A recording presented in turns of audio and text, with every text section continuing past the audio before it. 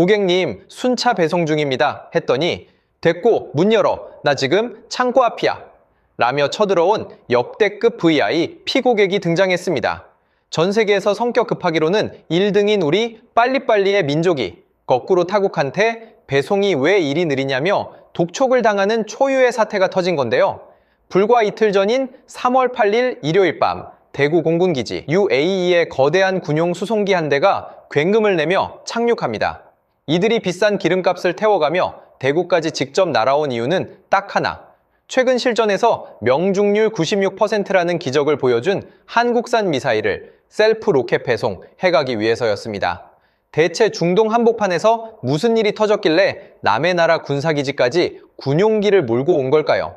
전 세계 방산 시장의 판도를 뒤집어버린 K방패의 활약상 함께 파헤쳐 보겠습니다. 대한민국처럼 빨리빨리가 국민 정서에 각인된 나라도 드뭅니다. 배달 음식이 30분 넘으면 클레임이 들어오고 택배가 이틀 걸리면 답답해하는 사람들. 반도체 공장은 24시간 풀가동하고 고속철은 서울에서 부산까지 2시간 반 만에 주파합니다. 속도는 곧 경쟁력이고 기다림은 곧 손해라는 공식이 DNA에 새겨진 민족이죠. 그런데 이 성질 급한 나라가 난생 처음 역으로 독촉을 당하는 상황이 벌어졌습니다. 상대는 세계에서 손꼽히는 부자 나라 아랍에미리트, 줄여서 UAE입니다. 1인당 GDP가 5만 달러를 훌쩍 넘고 두바이의 초고층 빌딩숲과 아부다비의 오일머니로 유명한 그 나라죠. 돈이라면 세계 어디서든 최고급 물건을 끌어올 수 있는 이들이 왜 한국의 문을 두드린 걸까요? 답은 방공미사일에 있었습니다. 정확히는 한국이 독자 개발한 중거리 지대공 미사일 체계 청웅이었죠. 청웅이는 반경 40km 이내로 날아드는 적의 항공기와 미사일을 요격하는 방패입니다. 특히 360도 전 방향 동시 대응이 가능하다는 점이 강점이죠. 기존 미국산 패트리어트가 특정 방향에 집중해야 하는 것과 대비되는 설계입니다. UAE는 2022년 이 청웅 도입 계약을 체결하며 한국 방산 역사상 중동 첫 대형 수출국이 되었습니다. 계약 규모만 약 3조 5천억 원. 웬만한 중견기업 시가총액을 훌쩍 뛰어넘는 금액이었죠. 이후 사우디아라비아가 4조 2천억 원, 이라크가 3조 7천억 원 규모의 계약을 줄줄이 따라붙으며 중동발 청웅 이 주문은 눈덩이처럼 불어났습니다. 문제는 여기서 터집니다. 주문은 폭주하는데 생산 속도는 한계가 있었던 거죠. 방산 물자는 자동차 찍어내듯 대량 생산이 어렵습니다. 정밀 부품 하나하나에 군사 기밀이 담기고 품질 검수만 수개월이 걸리기도 하니까요. 한국방위사업청과 제조사 한화에어로스페이스 입장에서는 계약 순서대로 납품할 수밖에 없는 구조였습니다. 그런데 UAE 입장에서는 순서를 기다릴 여유가 없었습니다. 바로 코앞에서 실제 미사일이 날아들었기 때문이죠. 2026년 3월 8일 일요일 밤 대구 K 이 공군기지의 관제탑에 긴급 연락이 들어옵니다. UAE 공군 소속 대형 수송기가 착륙 허가를 요청한 겁니다. 잠시 후 활주로 끝에서 굉음과 함께 거대한 그림자가 모습을 드러냈습니다. 보잉 C-17 글로브 마스터. 미군이 전 세계 분쟁 지역에 병력과 장비를 실어 나르는 바로 그 전략 수송기였죠. C-17의 크기는 상상을 초월합니다. 전체 길이 53m, 날개 폭 52m. 농구 코트 2개를 나란히 붙여놓은 것보다 큽니다. 화물칸 높이만 4m가 넘어서 대형 트럭이 그대로 들어가고도 천장이 남죠. 최대 적재량은 무려 77톤. 웬만한 전차나 헬기도 통째로 삼켜버리는 하늘 위의 괴물입니다. 그런데 이 괴물이 대구까지 날아온 이유가 심상치 않았습니다. VIP 의전도 아니고 연료 보급도 아니었죠. 목적은 단 하나, 한국산 천궁, 이 유도탄 30여 기를 직접 싣고 가는 것이었습니다. 마치 온라인 쇼핑몰에서 주문한 물건이 너무 급해서 배송을 기다리지 못하고 창고로 직접 달려간 격이었죠. 통상적인 무기 수출은 이런 식으로 이루어지지 않습니다. 계약 체결 후 제조사가 생산하고 품질 검수를 거쳐 수출국 정부의 승인을 받은 뒤 선박이나 화물기로 운송합니다. 짧아도 수개월, 길면 1년 넘게 걸리는 게 정상적인 절차죠. 그런데 UAE는 이 모든 과정을 건너뛰고 군용기를 직접 띄워버린 겁니다. 더 이례적인 건 한국 정부의 대응이었습니다. 일요일 밤, 그것도 사전 조율 기간이 극히 짧았음에도 불구하고 공군기지 착륙을 허가했죠. 방위사업청, 외교부, 국방부가 주말에 비상협의를 진행한 흔적이 역력했습니다. 외교적으로도 군사적으로도 파격적인 결정이었던 거죠. 왜 이런 초고속 작전이 가능했을까요? UAE 이 입장에서는 기다릴 시간이 없었습니다. 불과 며칠 전 이란에서 날아온 미사일과 드론이 자국 영공을 위협했기 때문이죠. 이미 배치된 청웅이가 가동되어 적의 공격을 막아냈지만 그 과정에서 유도탄 재고가 바닥을 드러낸 겁니다. 방패는 있는데 화살이 떨어진 상황. 다음 공격이 언제 올지 모르는 긴박한 순간이었습니다. 2026년 3월 초 중동의 하늘이 불타올랐습니다. 이란이 UAE를 향해 대규모 미사일과 드론 공습을 감행한 겁니다. 수십 기의 탄도미사일과 자폭 드론이 밤하늘을 가르며 아부다비와 두바이 방향으로 쏟아져 내렸죠. 페르시아만을 사이에 둔 두 나라의 긴장은 어전을 일이 아니지만 이 정도 규모의 직접 공격은 전례가 드문 수준이었습니다. UAE 이 방공망이 가동됐습니다. 그리고 이 순간 한국산 청웅이가 실전 무대에 본격적으로 등장합니다. 레이더가 날아오는 표적을 포착하고 발사대가 회전하며 조준을 마치고 유도탄이 화염을 뿜으며 하늘로 치솟았죠. 60여 발의 적 미사일 및 드론과 교전한 결과 명중률 96%, 거의 모든 위협을 공중에서 격추시킨 겁니다. 96%라는 숫자가 얼마나 대단한지 감이 안 올 수 있습니다. 방공 미사일의 세계에서 실전 명중률 70%만 넘어도 쓸만하다는 평가를 받습니다. 전장의 혼란, 전자전 방해, 기상 조건, 다중 표적 등 변수가 한꺼번에 쏟아지기 때문이죠. 그런데 청웅이는 이 모든 악조건을 뚫고 10발 쏘면 9발 이상을 마친 셈입니다. 특히 360도 전 방향 대응 능력이 빛을 발했습니다. 기존 미국산 패트리어트는 발사대가 한 방향을 향해 고정되어 있어서 여러 방향에서 동시에 위협이 날아오면 대응에 한계가 있죠. 반면 청웅이는 발사대 자체가 회전하며 어느 방향이든 즉각 조준이 가능합니다. 사방에서 드론과 미사일이 쏟아지는 현대전 환경에 딱 맞는 설계였던 겁니다. 이 실전 성과가 알려지자 UAE 이 군 수뇌부의 반응은 즉각적이었습니다. 청웅이를 더 달라. 계약서에 적힌 납품 일정 따위는 안중에도 없었죠. 지금 당장 한 발이라도 더 확보해야 한다는 절박함이었습니다. 방패의 성능은 이미 증명됐으니 문제는 화살의 재고였던 겁니다. 하지만 한국도 곤란하긴 마찬가지였습니다. 청웅2 생산 라인은 이미 풀가동 중이었고 사우디와 이라크 물량도 밀려 있었죠. 무엇보다 우리 군에 배치할 물량까지 빠듯한 상황이었습니다. 그렇다고 실전 중인 우방국의 긴급 요청을 무시할 수도 없는 노릇. 양쪽 모두에게 시간이 없었습니다. 한국방위사업청의 고민은 깊어졌습니다. UAE의 요청은 절박했지만 현실적인 제약이 산더미였죠. 청웅2 체계는 크게 두 부분으로 나뉩니다. 발사대와 레이더, 지휘 통제 장비로 구성된 총에 해당하는 부분과 실제로 날아가서 적을 맞히는 유도탄 총알 부분이죠. UAE가 급하게 원한 건 바로 이 총알이었습니다. 문제는 생산 일정이었습니다. 청웅2 유도탄 한 발을 만드는 데는 수개월이 걸립니다. 추진체, 탄두, 유도 장치, 각종 센서가 정밀하게 조립되어야 하고 완성된 뒤에도 엄격한 품질 검사를 통과해야 하죠. 자동차 공장처럼 하루에 수백 대씩 찍어낼 수 있는 물건이 아닙니다. 사우디와 이라크 계약분도 줄 서 있고 우리 군 배치 물량도 확보해야 하는 상황이었죠. UAE 측에 솔직하게 상황을 설명했습니다. 발사대 추가 납품은 일정대로 진행하겠지만 시간이 필요합니다. 외교적 언어로 포장했지만 본질은 기다려달라는 얘기였죠. 그런데 돌아온 답변이 예상 밖이었습니다. 그럼 지금 있는 유도탄이라도 먼저 달라. 배송은 우리가 직접 하겠다. 이게 바로 3월 8일 대구의 시 17이 뜬 배경입니다.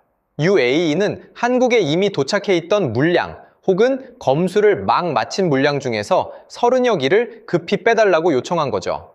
30기라는 숫자에도 이유가 있었습니다. 청웅2 한 개 포대는 발사대 여러 기로 구성되는데 포대 하나를 완전히 재장전하려면 대략 32기의 유도탄이 필요합니다. 딱 한 포대분을 채워가려는 계산이었던 거죠. 한국 정부의 결정도 빨랐습니다. 일요일 밤이었지만 관계 부처가 긴급 협의에 들어갔고 수출 승인과 기지 착륙 허가가 동시에 떨어졌습니다. 우방국이 실제 교전 중이고 우리 무기가 그 방어의 핵심이라면 지원하는 게 맞다는 판단이었죠. 물론 이 결정 뒤에는 냉정한 계산도 있었습니다. 중동 방산 시장에서 위기 때 믿을 수 있는 파트너라는 평판은 돈으로 살 수 없는 자산이니까요.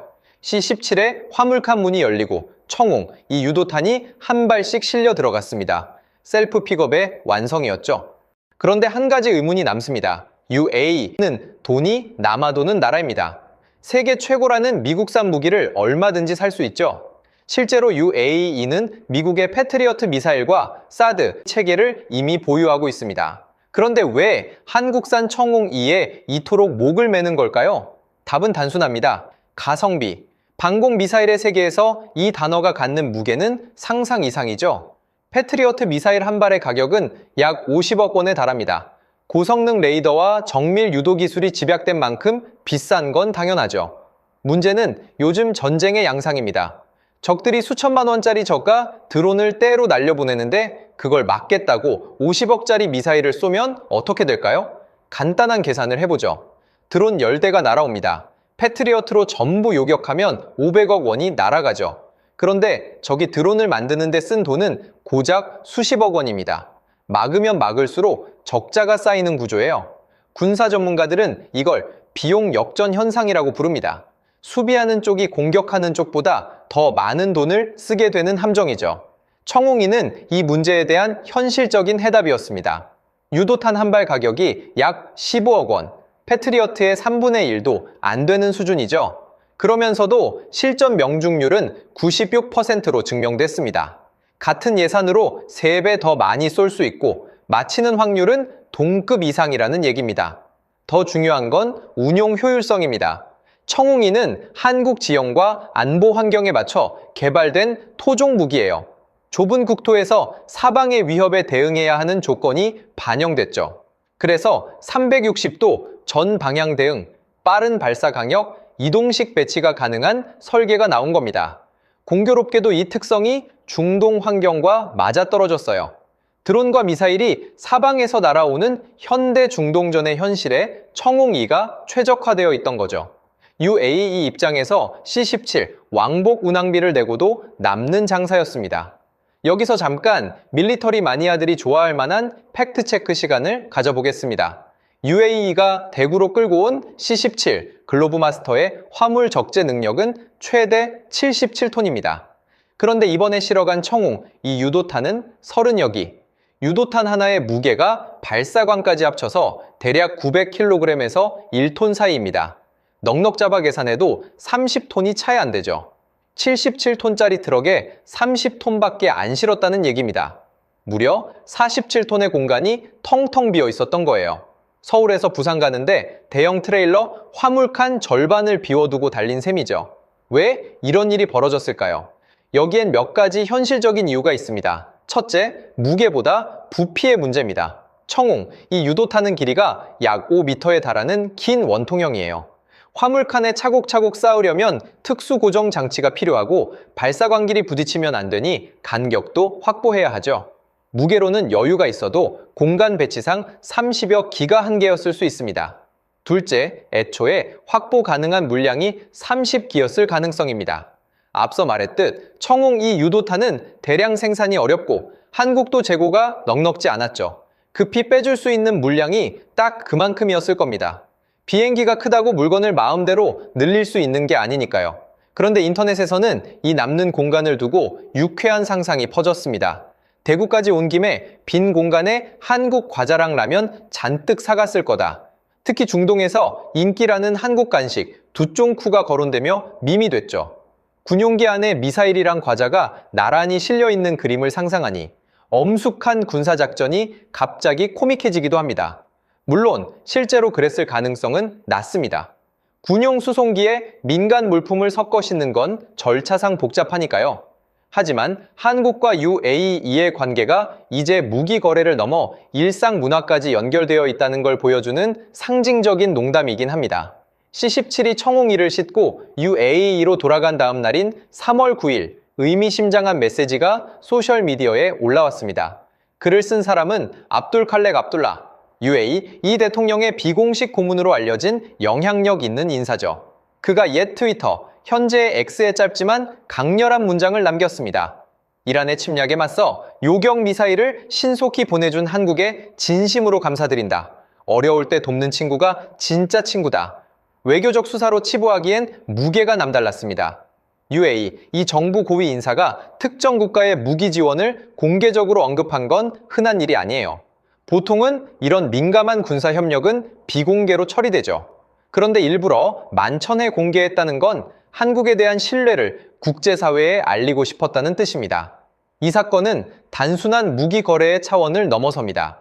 국가 안보가 급박하게 위협받는 순간 한국이 절차와 일정을 뛰어넘어 즉각 지원에 나섰다는 사실 자체가 외교적 자산이 된 거죠. 방산 수출에서 가장 중요한 건 무기의 성능만이 아닙니다. 위기 상황에 이 나라가 우리 편이 되어줄 것인가라는 신뢰가 더 결정적이에요. 미국이 오랫동안 세계 무기 시장을 지배해온 이유도 여기에 있습니다. 단순히 무기가 좋아서가 아니라 미국과 동맹을 맺으면 유사시 미군이 함께 싸워줄 거라는 안보 공약이 딸려오기 때문이죠. 한국은 아직 그런 수준의 안보 파트너십을 제공할 위치는 아닙니다. 하지만 급할 때 물량을 빼서라도 보내주는 나라라는 평판은 중동에서 빠르게 퍼지고 있죠. 실제로 이번 사건 이후 중동 국가들의 한국 방산에 대한 문의가 늘었다는 후문입니다. 청웅이뿐 아니라 K9 자주포, FA50 경공격기, 레드백 장갑차까지 한국산 무기의 실전 성능과 함께 믿을 수 있는 공급자라는 이미지가 시너지를 내기 시작한 겁니다. 대구공항 활주로에 내린 C-17 한 대. 이 장면은 유쾌한 해프닝처럼 보이지만 사실 한국 방산 역사의 전환점을 상징합니다. 불과 10여 년 전만 해도 한국은 무기를 사오는 나라였습니다. 미국에서 전투기를 들여오고 독일에서 잠수함 기술을 배우던 시절이 있었죠. 그런데 이제는 세계적인 부호 나라가 군용기까지 띄워서 우리 무기를 가져가겠다고 달려옵니다. 중동 하늘의 지도가 바뀌고 있습니다. UAE에 이어 사우디아라비아가 4조 2천억 원, 이라크가 3조 7천억 원 규모의 청웅, 이 계약을 체결했죠. 세 나라를 잇는 K-방공망 벨트가 페르시아만을 따라 형성되고 있는 겁니다. 이 벨트가 완성되면 중동의 핵심 석유시설과 도시들이 한국산 방패로 보호받게 됩니다. 세계 에너지 안보의 한 축을 한국 기술이 떠받치는 셈이죠. 성과만 보면 화려합니다. 하지만 풀어야 할 숙제도 쌓여 있습니다. 지금 청웅이의 가장 큰 병목은 생산 능력이에요. 주문은 폭주하는데 공급이 따라가지 못하면 빠른 납품이라는 강점이 오히려 약점이 될 수 있죠. 한화에어로스페이스는 생산 라인 증설을 서두르고 있지만 방산 제조는 하루아침에 규모를 키울 수 있는 분야가 아닙니다. 또 하나의 과제는 지속적인 기술 우위입니다. 청웅이가 오늘의 전장에서 통했다고 내일도 통하리란 보장은 없어요. 이란을 비롯한 적대 세력들도 방공망을 뚫는 기술을 연구하고 있죠. 한 발 앞서가려면 청웅3, 그 이후의 체계까지 끊임없이 발전시켜야 합니다. 그래도 분명한 건 있습니다. 이번 사건은 한국이 더 이상 무기를 조립하는 수준이 아니라 실전에서 검증된 무기를 수출하는 방산 강국의 반열에 올랐음을 전 세계에 각인시켰습니다. 다음 비행기는 어느 나라에서 올까요? 전 세계의 시선이 한국의 방산 공장을 향해 있습니다. 오늘 영상이 유익하고 재밌으셨다면 구독과 좋아요 부탁드리겠습니다. 영상 제작에 큰 힘이 됩니다. 다음 영상에서 뵙겠습니다.